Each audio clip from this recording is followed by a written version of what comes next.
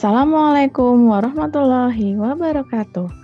Siang ini kita akan belajar tentang pembelajaran konsumen. Oke, konsumen itu selalu belajar ya. Teman-teman merasa nggak kalau misalnya setiap kita beli sesuatu, lalu kemudian kita bisa komentarin kira-kira kita mau repeat order atau tidak?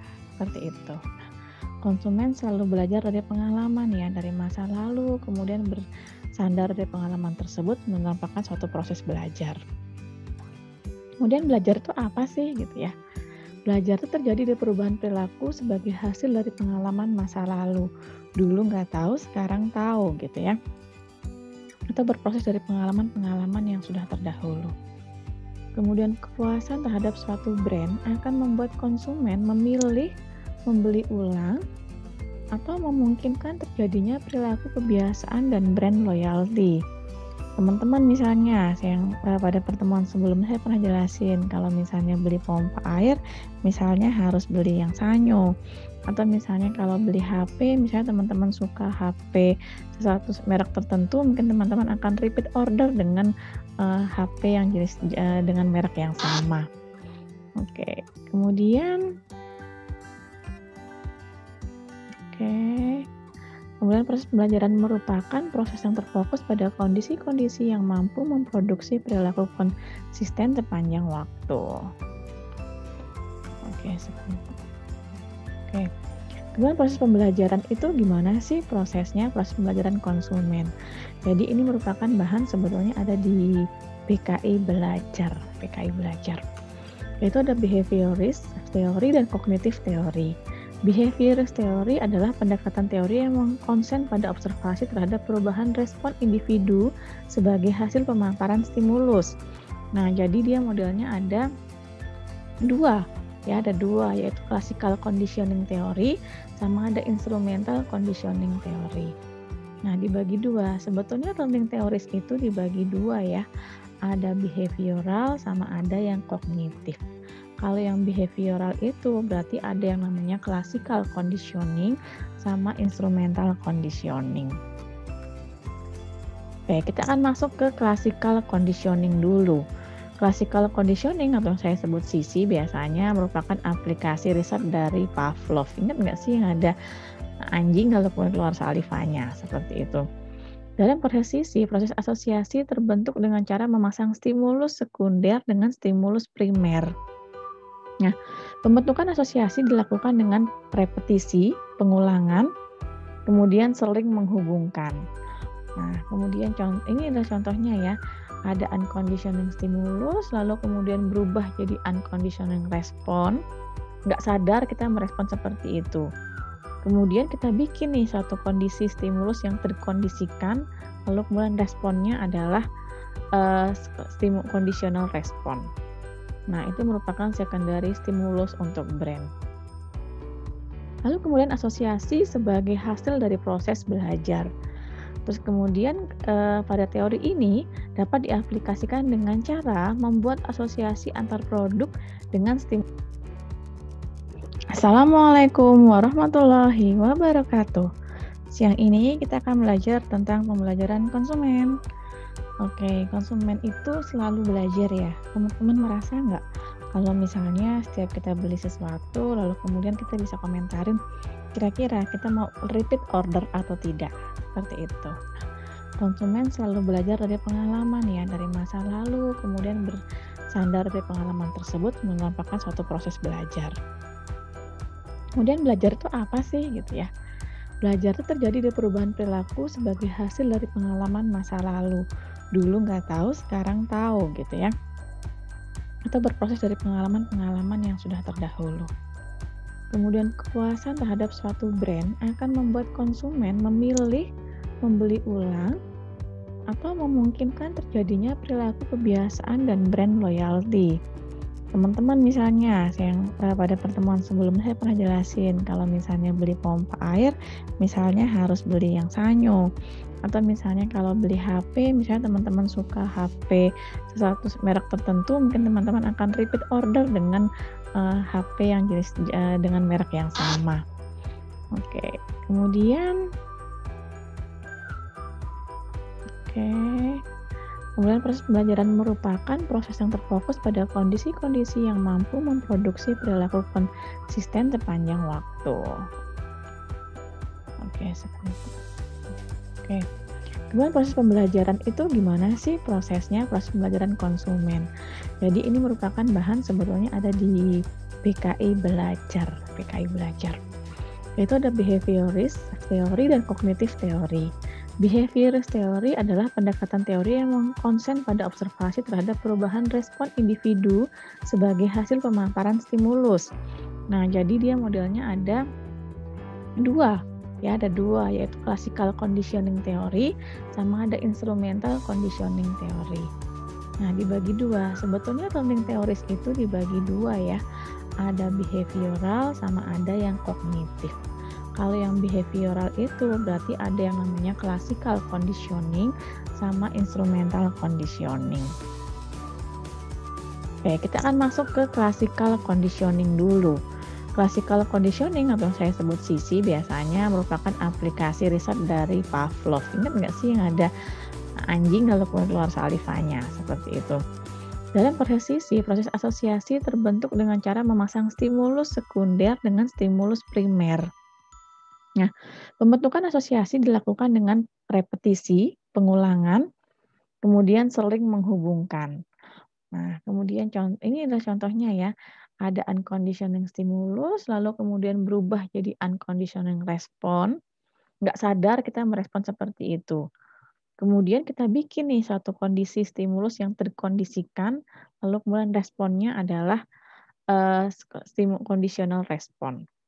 Nah, itu merupakan secondary stimulus untuk brain. Lalu kemudian asosiasi sebagai hasil dari proses belajar. Terus kemudian pada teori ini dapat diaplikasikan dengan cara membuat asosiasi antar produk dengan stimulus yang positif. Nah, misalnya kalau kita bilangnya bahwa pompa air itu bagus, berarti stimulusnya itu kita di kepala kita teringat bahwa, oh pompa air Sanyo itu bagus, seperti itu. Atau misalnya teman-teman punya produk yang teman-teman nggak suka, kayak gitu. Lalu kemudian setiap kali disebut brand itu, teman-teman akan berpikir bahwa, oh itu nggak bagus, seperti itu. Nah, itu adalah mulailah conditioning respon. Responnya berarti kita sadar bahwa itu nggak bagus, toh itu bagus. Karena pengalaman unconditioning. Jadi pengalaman yang tidak sadar di masa yang lalu, membentuk unconditional respon, kemudian ada stimulus yang dikondisikan, lalu diingat, ada nggak ingat ini, lalu kemudian, oh itu bagus, seperti itu. Jadi begini modelnya. Nah, sisi dapat mempengaruhi konsumen jika tidak ada stimulus lain yang mengalahkan unconditional stimulus. Jadi misalnya kita mau pompa air, berbagai macam model pompa air ya, lalu kemudian hanya itu tuh yang nggak bisa dikalahkan. Jadi itu nggak, jadi tetap tuh nancep di kepala kita. Kemudian unconditional stimulus ini seharusnya tidak memiliki makna asosiasi dengan produk atau merek lain. Jadi nggak diasosiasikan sama produk lainnya, cuma hanya itu. Kemudian sisi seharusnya tidak terlalu familiar dan bisa dipresentasikan sendirian. Sisi akan menjadi lebih efektif manakala conditional stimulus merupakan hal baru. Jadi kalau ada hal baru berarti langsung ingatnya yang lama, seperti itu. Penerapannya seperti ini. Pemanfaatan jingle musik sebagai USC yang menyertakan tampilan iklan produk di radio, televisi. Jadi kayak jingle produk misalnya Indomie gitu, ingat nggak sih kalau sekarang apa ya yang terkenal tuh jingle produknya? Saya masih kepikiran tuh Indomie seleraku atau Walls atau iklan apa gitu. Kalau misalnya kalian ingat lagunya maka ingat produknya, kayak gitu. Kemudian prinsip asosiasi dalam sisi juga digunakan dalam proses belajar secara kognitif, karena kita akan merepetisi pengalaman yang sudah kita miliki terdahulu. Digunakan dalam proses belajar terutama dalam membangun persepsi dan proses pengubahan sikap konsumen. Nah, hal penting yang bisa diaplikasikan adalah produk selalu diasosiasikan dengan simbol atau hal yang positif atau misalnya citra yang positif, kayak gitu ya. Nah, ini contoh-contoh dari pengaplikasian dari conditioning, classical conditioning. Seperti itu. Kemudian proses pembelajaran konsumen dengan instrumental conditioning. IC merupakan aplikasi dari B.F. Skinner. Jadi kalian bisa cek di B.F. Skinner. Kemudian IC memandang perilaku sebagai fungsi dari hasil aktivitas konsumen dan tingkat kepuasan yang terjadi. Kemudian ada eksistensi reinforcement atau penguatan sebagai hal yang penting. Kemudian proses belajar terjadi karena aksi konsumen dikukuhkan secara berulang, terus menerus dilakukan. Kemudian ASI akan mempermudah pemahaman mengenai perilaku pembelian yang sifatnya habit. Jadi memang udah jadi kebiasaan ya makan itu atau misalnya kebiasaan ya beli beli itu kayak gitu. Dalam proses IC bisa berubah berlaku prinsip extinction atau mengeliminasi hubungan dan forgetting atau kelupaan. Nah, ini modelnya ada behavior, ada perilaku, kemudian ada reward dan punishment, kemudian hasilnya adalah increasing atau decreasing, penurunan atau peningkatan dari respon dari perilaku kita. Oke, contoh aplikasinya nih. IC penting karena fokus pada reinforcement, penguatan. Konsumen akan melakukan pembelian ulang jika merasa puas. Jadi kalau misalnya dia sekali beli enak, kemudian dia akan beli lagi. Jadi ada penguatannya. Reinforcement harus disesuaikan dengan hal-hal yang membuat konsumen itu puas. Jadi misalnya, rasanya yang enak, tempatnya yang asik. Kemudian dalam periklanan, biasanya kalau di iklan, IC diaplikasikan dengan cara meningkatkan harapan konsumen tentang reinforcement. Kira-kira harapannya apa sih? Kayak gitu ya. Nah, itu dimasukkan di iklannya. Misalnya sekarang, mau masuk misalnya sekarang, Covid nih, lalu kemudian, apa namanya, bikin hand sanitizer misalnya bilang, nanti iklannya adalah harapannya adalah, tangan menjadi lebih bersih, bebas kuman, kayak gitu. Atau misalnya 99% membunuh bakteri dan virus. Nah, kayak gitu mungkin bisa seperti harapan yang sekarang diharapkan oleh banyak orang. Kemudian dalam proses pemasaran, produsen harus kreatif dalam memperkenalkan produk baru dengan berbagai pengukuhan seperti sampel produk, potongan harga, pembelian voucher atau kupon. Saya kemarin survei, misalnya contohnya dari Unilever, kemudian membuat jika ada pembelanjaan 70.000 misalnya, kemudian akan mendapatkan 1 liter minyak. Berarti kan ada sebuah, reinforcement, penguatan. Jadi kamu harus belanja nih produk-produk Unilever senilai 70.000. Nah, itu adalah penguatan sebetulnya, ini menggunakan teori dari instrumental learning. Nah, kemudian atau misalnya, kalau belanja 100.000 nanti dapat potongan diskon 20%. Nah, ini sebetulnya teori dari instrumental learning yang digunakan dari behavioral yang diterapkan oleh B.F. Skinner. Nah, kemudian bentuk-bentuk pengukuhan dapat juga dicari dari konsep-konsep benefit, apa yang akan didapatkan oleh konsumen. Jadi kalau misalnya beli rumah nih, kadang iklannya lebih dahsyat lagi ya, beli beli AC bonus rumah, atau misalnya beli beli audio, bonus mobil. Kayaknya dahsyat banget ya, cuman beli AC dapat rumah, gitu ya. Padahal sebetulnya dia beli rumah dengan harga sekian, lalu kemudian bonusnya adalah AC. Tapi cara kata-kata yang lebih heboh biar lebih challenging si konsumen, dia akan bilangnya adalah beli AC hadiahnya rumah, kayak gitu. Sebetulnya AC-nya itu merupakan benefit, keuntungan gitu ya, keuntungan dari, membeli rumah. Jadi orang tuh pasti akan cari, apa sih keuntungannya, apa sih bonusnya, kalau mau jadi member, "Jadi member aja Mbak, apa sih keuntungannya?" "Oh cuma dapat potongan 10% aja setiap belanja." Kita bisa mikir, "Oh kira-kira kalau 10% worth it nggak ya?" Kayak gitu. "Oke jadi," gitu, seperti itu. Tapi kalau misalnya, "Jadi member aja Mbak, keuntungannya apa ya?" "Enggak sih sama kayak produk yang kayak nggak member." Oh ya udah, pasti nggak ada yang mau jadi member kan, karena lebih lihat tentang, reinforcement-nya. Kira-kira benefit apa sih yang didapatkan dari konsumen. Nah, ini adalah proses pembelajaran konsumen, cognitive learning-nya ya. Ada tujuan, kemudian ada purposive behavior-nya, kemudian ada insight-nya, terus kemudian ada goal achievement-nya. Nah, cognitive learning-nya ini merupakan, teori merupakan aplikasi dari riset Kohler. Jadi ada Bapak Kohler tentang simpanse, box sama pisang. Teman-teman bisa cek, tentang tentang, eksperimennya Pak Kohler ini tentang simpanse. Terus kemudian CLT ini juga memandang bahwa pembelajaran sebagai proses problem solving. Sebetulnya proses pembelajaran itu sebenarnya problem solving.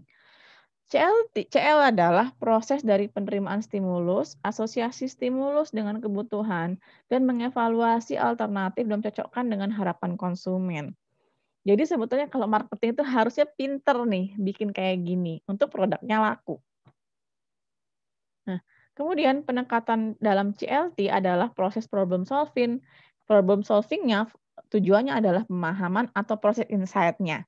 Jadi kalau misalnya beli rumahnya di daerah sini saja, nanti benefit-nya kita kasih insight nih caranya lebih lebih jangka panjang, lebih luas. Seperti itu misalnya, oh deket pintu tol atau misalnya, oh tempatnya, strategis, dekat musola atau misalnya dekat masjid atau misalnya dekat di sini dekat kok, dekat mall, kemudian dekat perkantoran, kemudian dekat akses jalan raya, kayak gitu. Seperti itu contoh misalnya menjual properti. Kemudian reinforcement juga merupakan bagian dari cognitive learning theory, tetapi sebagai bagian proses kesadaran atau tercapainya tujuan. Jadi merupakan bagian dari proses kesadaran dari konsumen untuk tercapai tujuannya, seperti itu. Nah, aplikasi dari cognitive learning ini, CL sangat relevan dengan proses pengambilan keputusan konsumen secara kompleks. Jadi ini sangat kompleks ya untuk mengambil suatu keputusan dari si konsumen. Bahkan kita kayak mau makan siang apa aja, kita kayak kompleks gitu ya mikirnya, kita mau makan siang apa, contoh hal sepele makan siang gitu. Oh mau makan, apa misalnya, lote, tapi kalau lote ada bumbu kacangnya, nah itu udah mikir, kita udah menganalisis tuh ya, kacangnya, padahal aku nggak suka kacang, atau misalnya kalau kacang nanti kemudian berimbas pada asam urat atau yang lainnya. Nah jadi berpikir untuk mengambil keputusan hanya untuk mengambil keputusan mau makan siang apa, itu udah mulai satu pemikiran yang kompleks. Kemudian cognitive learning sangat penting untuk memahami proses adopsi suatu inovasi dalam proses pemasaran. Jadi kita untuk berinovasi, kita butuh nih cognitive learning, gimana sih orang itu belajar agar mengambil keputusan yang tepat. Nah, cara proses mengambil keputusan yang tepat itu sebetulnya disitulah marketing itu harus belajar tentang cognitive learning dari konsumen. Agar bisa mendapatkan goals-nya. Goals-nya adalah konsumen langsung terpikat dengan produk-produk yang dijual oleh marketer.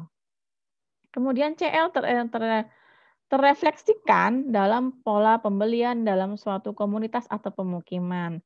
Nah, ini menurut Andreasen dan Duxorn, ada 3 tugas pembelajaran dalam proses pembelian dalam pemukiman, yaitu brand identification, ada brand evaluasi, sama establish of regular behavior pattern. Apakah dia tetap nggak sih perilakunya. Nah, kemudian ada di bagian ini ada namanya vicarious learning. Salah satu tipe dari cognitive learning yang mengidentifikasi bahwa seseorang mengubah perilakunya sebagai hasil observasi perilaku orang lain. Contohnya ya ada 2. Jika melihat konsekuensi positif dari perilaku orang lain, maka akan dilakukan imitasi.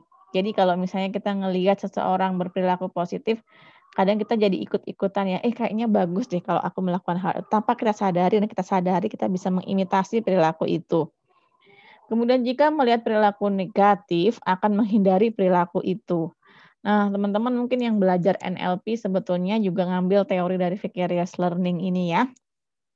Jadi kita modeling perilaku yang baik, masukkan ke diri kita sendiri. Sedangkan perilaku buruk kita nggak modeling, kita jauhin.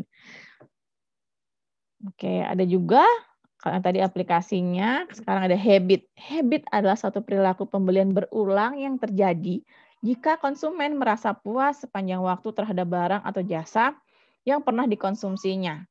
Dalam habit, fase pencarian informasi dan evaluasi alternatif menjadi terbatas atau bahkan tidak ada. Newman dan Werbel mengklasifikasikan pembelian yang bersifat habit sebagai berikut. Kondisi 1, habitnya.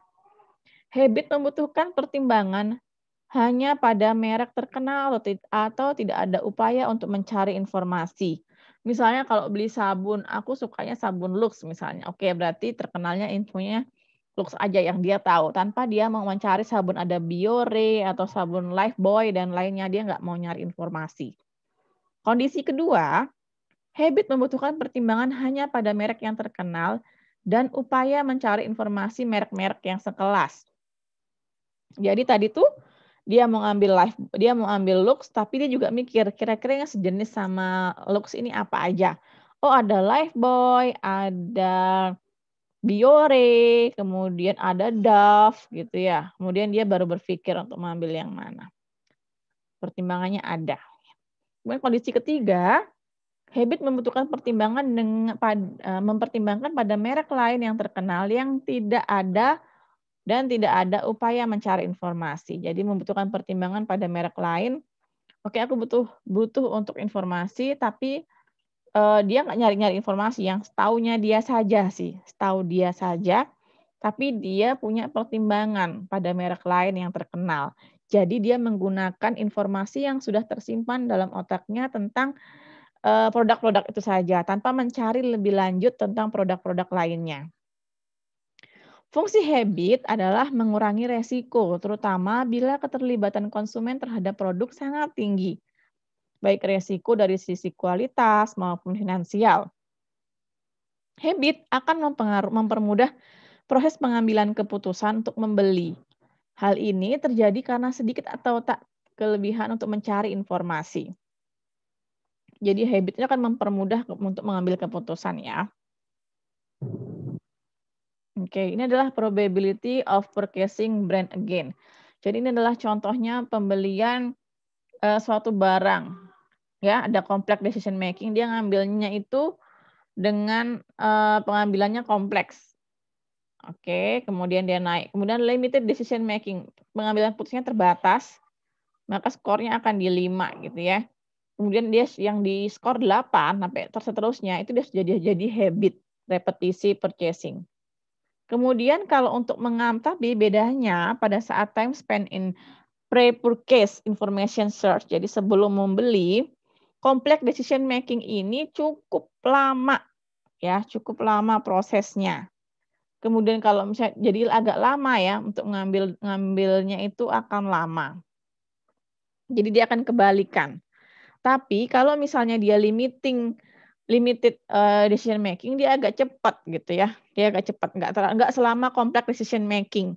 Mungkin kalau misalnya ada complex decision making ini, contohnya pembelian rumah misalnya, jadi agak lebih kompleks sehingga dia membutuhkan spend waktunya agak lama. Nah, beda sama limited yang terbatas, pengambilan keputusannya terbatas, dia agak sedikit cepat. Lalu kalau dia udah jadi habit, dia nggak usah mikir lagi buat ngambil decision making, akan lebih cepat lagi langsung, "Oke, aku udah tahu beli yang ini beli yang ini beli yang ini," kayak gitu. Jadi nggak terlalu difikirkan, tapi kalau kompleks, dia membutuhkan waktu yang lama. Itu kebalikan sama yang di atas ya. Kalau complex decision making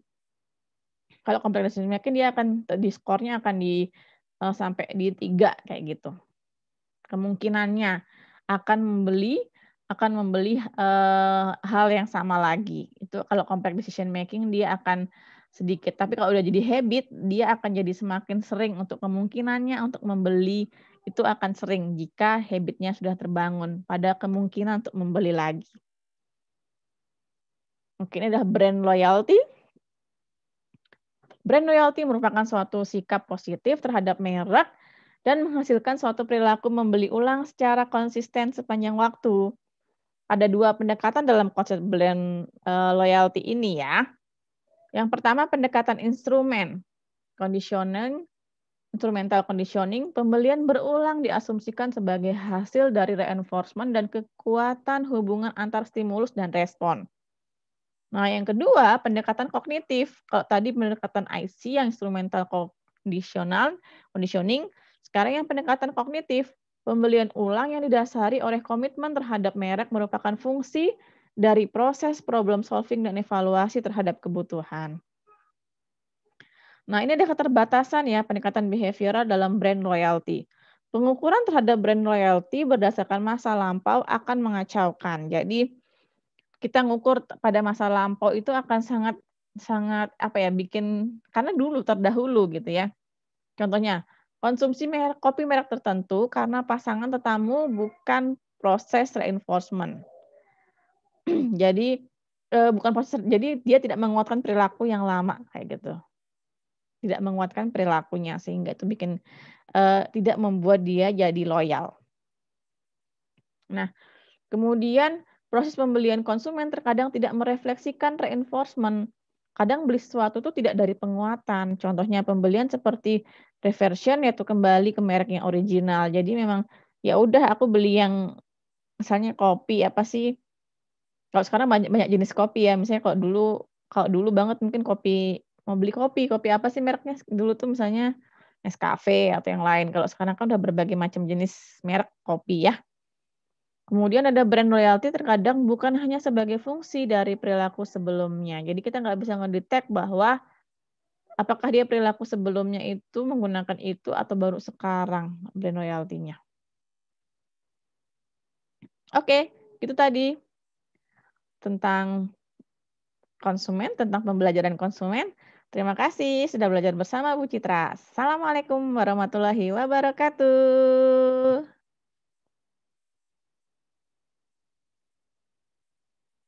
Mulus yang positif. Nah, misalnya kalau kita bilangnya bahwa pompa air itu bagus, berarti stimulusnya itu kita di kepala kita teringat bahwa, "Oh, pompa air Sanyo itu bagus," seperti itu. Atau misalnya teman-teman punya produk yang teman-teman nggak suka, kayak gitu, lalu kemudian setiap kali disebut brand itu, teman-teman akan berpikir bahwa, "Oh, itu nggak bagus," seperti itu. Nah, itu adalah mulailah conditioning respon. Responnya berarti kita sadar bahwa itu nggak bagus atau itu bagus, karena pengalaman unconditioning. Jadi pengalaman yang tidak sadar di masa yang lalu membentuk unconditional respon, kemudian ada stimulus yang dikondisikan, lalu diingat, "Ada nggak ingat ini?" Lalu kemudian, "Oh itu bagus," seperti itu. Jadi begini modelnya. Nah, sisi dapat mempengaruhi konsumen jika tidak ada stimulus lain yang mengalahkan unconditional stimulus. Jadi misalnya kita mau pompa air, berbagai macam model pompa air ya, lalu kemudian hanya itu tuh yang nggak bisa dikalahkan. Jadi itu nggak jadi tetap tuh nancep di kepala kita. Kemudian unconditional stimulus ini seharusnya tidak memiliki makna asosiasi dengan produk atau merek lain. Jadi nggak diasosiasikan sama produk lainnya, cuma hanya itu. Kemudian sisi seharusnya tidak terlalu familiar dan bisa dipresentasikan sendirian. Sisi akan menjadi lebih efektif manakala conditional stimulus merupakan hal baru. Jadi kalau ada hal baru berarti langsung ingatnya yang lama, seperti itu. Penerapannya seperti ini. Pemanfaatan jingle musik sebagai USC yang menyertakan tampilan iklan produk di radio, televisi. Jadi kayak jingle produk misalnya Indomie gitu, ingat nggak sih kalau sekarang apa ya yang terkenal tuh jingle produknya?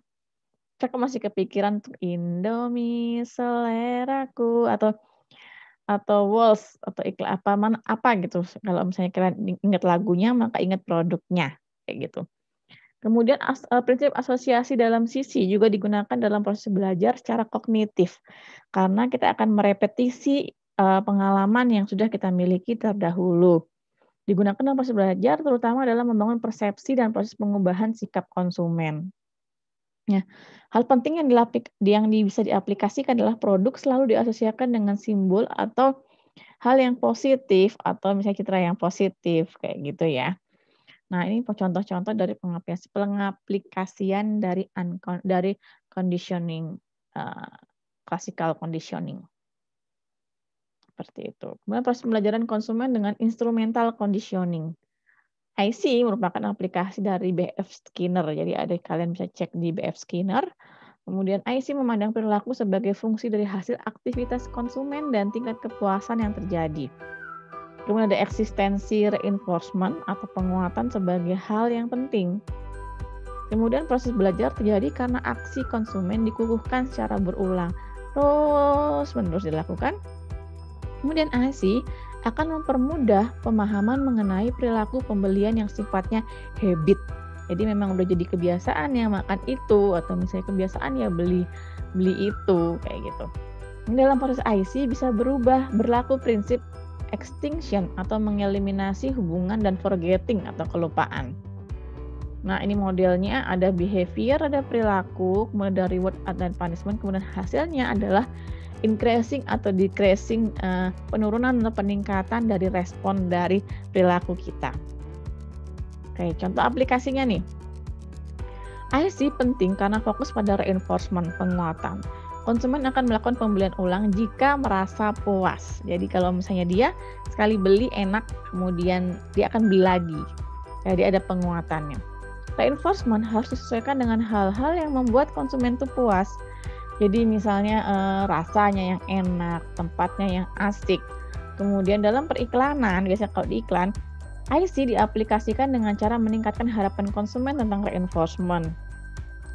Kira-kira harapannya apa sih kayak gitu ya? Nah, itu dimasukkan di iklannya. Misalnya sekarang mau masuk, misalnya sekarang COVID nih, lalu kemudian bikin hand sanitizer, misalnya bilang nanti iklannya adalah harapannya adalah tangan menjadi lebih bersih, bebas kuman kayak gitu, atau misalnya 99% membunuh bakteri dan virus. Nah, kayak gitu mungkin bisa seperti harapan yang sekarang diharapkan oleh banyak orang. Kemudian dalam proses pemasaran, produsen harus kreatif dalam memperkenalkan produk baru dengan berbagai pengukuhan seperti sampel produk, potongan harga, pembelian voucher atau kupon. Saya kemarin survei, misalnya contohnya dari Unilever, kemudian membuat jika ada pembelanjaan 70.000 misalnya, kemudian akan mendapatkan 1 liter minyak. Berarti kan ada sebuah reinforcement, penguatan. Jadi kamu harus belanja nih produk-produk Unilever senilai 70.000. Nah, itu adalah penguatan sebetulnya. Ini menggunakan teori dari instrumental learning. Nah, kemudian atau misalnya kalau belanja 100.000 nanti dapat potongan diskon 20%. Nah, ini sebetulnya teori dari instrumental learning yang digunakan dari behavioral yang diterapkan oleh B.F. Skinner. Nah, kemudian bentuk-bentuk pengukuhan dapat juga dicari dari konsep-konsep benefit, apa yang akan didapatkan oleh konsumen. Jadi kalau misalnya beli rumah nih, kadang iklannya lebih dahsyat lagi ya.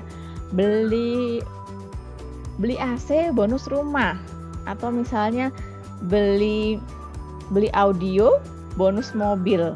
Kayaknya dahsyat banget ya, cuman beli AC dapat rumah gitu ya. Padahal sebetulnya dia beli rumah dengan harga sekian, lalu kemudian bonusnya adalah AC. Tapi cara kata-kata yang lebih heboh biar lebih challenging si konsumen, dia akan bilangnya adalah beli AC hadiahnya rumah kayak gitu. Sebetulnya AC-nya itu merupakan benefit, keuntungan gitu ya, keuntungan dari membeli rumah. Jadi orang tuh pasti akan cari apa sih keuntungannya, apa sih bonusnya. Kalau mau jadi member, jadi member aja Mbak, apa sih keuntungannya? Oh, cuma dapat potongan 10% aja setiap belanja. Kita bisa bikin kira-kira 10% worth it nggak ya? Kayak gitu. Oke, jadi gitu seperti itu. Tapi kalau misalnya jadi member aja Mbak, keuntungannya apa ya? Enggak sih, sama kayak produk yang kayak nggak member. Oh ya udah, pasti nggak ada yang mau jadi member kan? Karena lebih lihat tentang reinforcement-nya. Kira-kira benefit apa sih yang didapatkan dari konsumen? Nah, ini adalah proses pembelajaran konsumen, cognitive learning-nya ya. Ada tujuan, kemudian ada purposive behavior-nya, kemudian ada insight-nya, plus kemudian ada goal achievement-nya. Nah, cognitive learning-nya ini merupakan teori, merupakan aplikasi dari riset Kohler. Jadi ada Bapak Kohler tentang simpanse, box sama sama pisang. Teman-teman bisa cek tentang penelitian tentang eksperimennya Pak Kohler ini tentang simpanse. Terus kemudian CLT ini juga memandang bahwa pembelajaran sebagai proses problem solving. Sebetulnya proses pembelajaran itu sebenarnya problem solving. CL adalah proses dari penerimaan stimulus, asosiasi stimulus dengan kebutuhan, dan mengevaluasi alternatif dan cocokkan dengan harapan konsumen. Jadi sebetulnya kalau marketing itu harusnya pinter nih bikin kayak gini untuk produknya laku. Nah, kemudian pendekatan dalam CLT adalah proses problem solving. Problem solvingnya tujuannya adalah pemahaman atau proses insight-nya. Jadi kalau misalnya beli rumahnya di daerah sini saja, nanti benefitnya kita kasih insight nih caranya lebih jangka panjang, lebih luas. Seperti itu misalnya, deket pintu tol, atau misalnya tempatnya strategis, dekat musola, atau misalnya dekat masjid, atau misalnya dekat di sini dekat mall, dekat perkantoran, kemudian dekat akses jalan raya kayak gitu. Seperti itu contoh misalnya menjual properti. Kemudian reinforcement juga merupakan bagian dari cognitive learning theory, tetapi sebagai bagian proses kesadaran atau tercapainya tujuan. Jadi merupakan bagian dari proses kesadaran dari konsumen untuk tercapai tujuannya. Seperti itu. Nah, aplikasi dari cognitive learning ini CL sangat relevan dengan proses pengambilan keputusan konsumen secara kompleks. Jadi ini sangat kompleks ya untuk mengambil suatu keputusan dari si konsumen. Bahkan kita kayak mau makan siang apa aja, kita kayak kompleks gitu ya mikirnya. Kita mau makan siang apa? Contoh hal sepele makan siang gitu. Oh, mau makan apa misalnya lote. Tapi kalau lote ada bumbu kacangnya. Nah, itu udah mikir, kita udah menganalisis tuh ya. Kacangnya, padahal aku nggak suka kacang. Atau misalnya kalau kacang nanti kemudian berimbas pada asam urat atau yang lainnya. Nah, jadi berpikir untuk mengambil keputusan hanya untuk mengambil keputusan mau makan siang apa. Itu udah mulai satu pemikiran yang kompleks. Kemudian cognitive learning sangat penting untuk memahami proses adopsi suatu inovasi dalam proses pemasaran.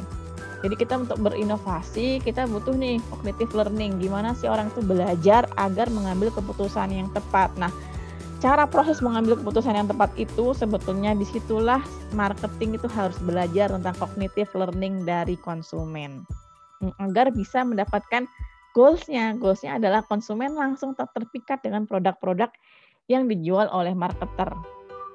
Kemudian CL terrefleksikan dalam pola pembelian dalam suatu komunitas atau pemukiman.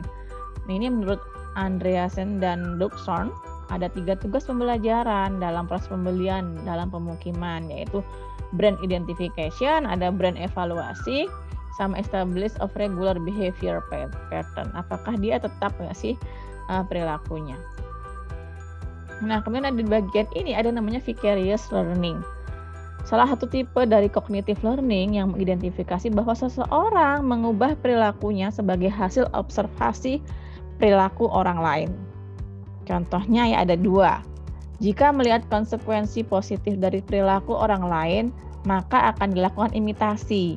Jadi kalau misalnya kita ngelihat seseorang berperilaku positif, kadang kita jadi ikut-ikutan ya, kayaknya bagus deh kalau aku melakukan hal itu. Tanpa kita sadari dan kita sadari kita bisa mengimitasi perilaku itu. Kemudian jika melihat perilaku negatif, akan menghindari perilaku itu. Nah, teman-teman mungkin yang belajar NLP sebetulnya juga ngambil teori dari vicarious learning ini ya. Jadi kita modeling perilaku yang baik, masukkan ke diri kita sendiri. Sedangkan perilaku buruk kita nggak modeling, kita jauhin. Oke, ada juga kalau tadi aplikasinya, sekarang ada habit. Habit adalah satu perilaku pembelian berulang yang terjadi jika konsumen merasa puas sepanjang waktu terhadap barang atau jasa yang pernah dikonsumsinya. Dalam habit, fase pencarian informasi dan evaluasi alternatif menjadi terbatas atau bahkan tidak ada. Newman dan Werbel mengklasifikasikan pembelian yang bersifat habit sebagai berikut. Kondisi 1, habitnya.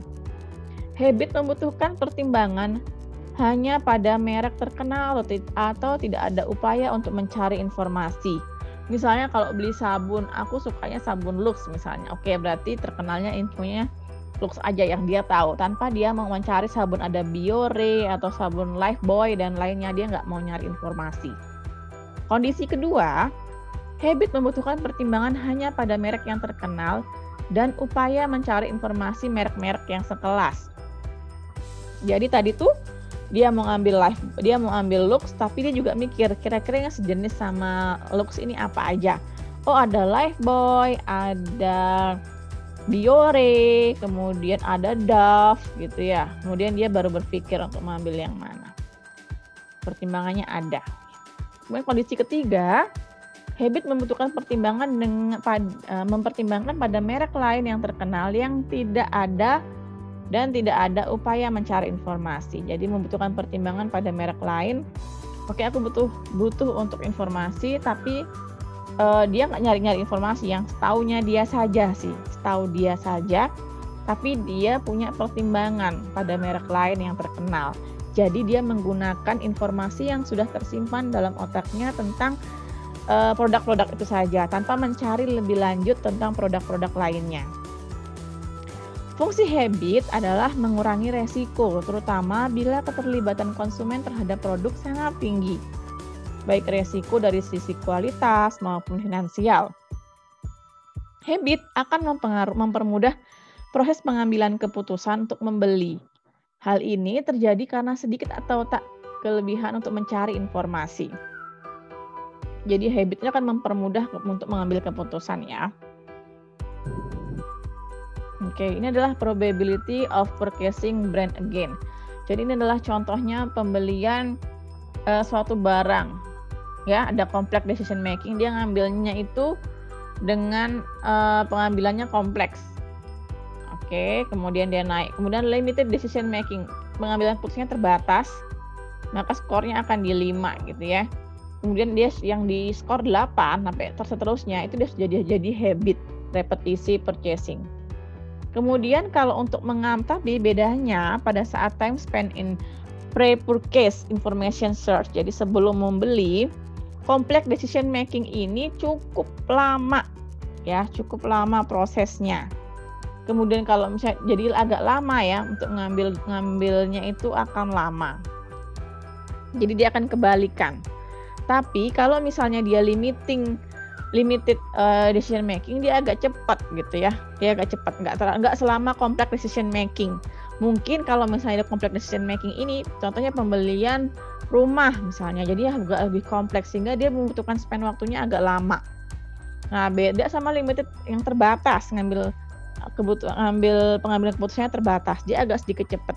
Lalu kalau dia udah jadi habit, dia nggak usah mikir lagi buat ngambil decision making, akan lebih cepat lagi, langsung oke, aku udah tahu, ambil beli yang ini kayak gitu. Jadi nggak terlalu difikirkan. Tapi kalau kompleks, dia membutuhkan waktu yang lama. Itu kebalikan sama yang di atas ya. Kalau complex decision making dia akan di skornya akan sampai di 3 kayak gitu. Kemungkinannya akan membeli hal yang sama lagi. Itu kalau complex decision making dia akan sedikit, tapi kalau udah jadi habit, dia akan jadi semakin sering. Untuk kemungkinannya untuk membeli itu akan sering jika habitnya sudah terbangun pada kemungkinan untuk membeli lagi. Oke, ini adalah brand loyalty. Brand loyalty merupakan suatu sikap positif terhadap merek dan menghasilkan suatu perilaku membeli ulang secara konsisten sepanjang waktu.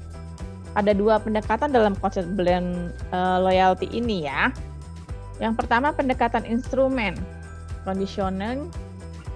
conditioning, pembelian berulang diasumsikan sebagai hasil dari reinforcement dan kekuatan hubungan antar stimulus dan respon.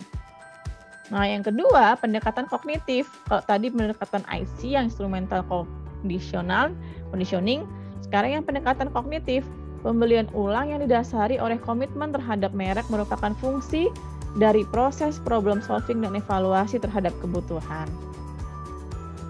Nah, ini ada keterbatasan ya pendekatan behavioral dalam brand loyalty. Pengukuran terhadap brand loyalty berdasarkan masa lampau akan mengacaukan. Jadi kita ngukur pada masa lampau itu akan sangat bikin, karena terdahulu gitu ya. Contohnya, konsumsi kopi merek tertentu karena pasangan tetamu bukan proses reinforcement. Jadi jadi dia tidak menguatkan perilaku yang lama kayak gitu. Tidak menguatkan perilakunya sehingga itu bikin tidak membuat dia jadi loyal. Nah, kemudian proses pembelian konsumen terkadang tidak merefleksikan reinforcement. Kadang beli sesuatu itu tidak dari penguatan. Contohnya pembelian seperti reversion, yaitu kembali ke merek yang original. Jadi memang ya udah aku beli yang misalnya kopi apa sih?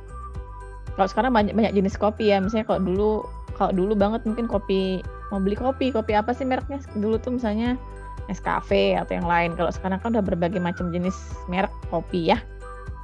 Kemudian ada brand loyalty terkadang bukan hanya sebagai fungsi dari perilaku sebelumnya. Jadi kita nggak bisa ngedetect bahwa apakah dia perilaku sebelumnya itu menggunakan itu atau baru sekarang brand loyalty-nya. Oke, itu tadi tentang konsumen, tentang pembelajaran konsumen. Terima kasih sudah belajar bersama Bu Citra. Assalamualaikum warahmatullahi wabarakatuh.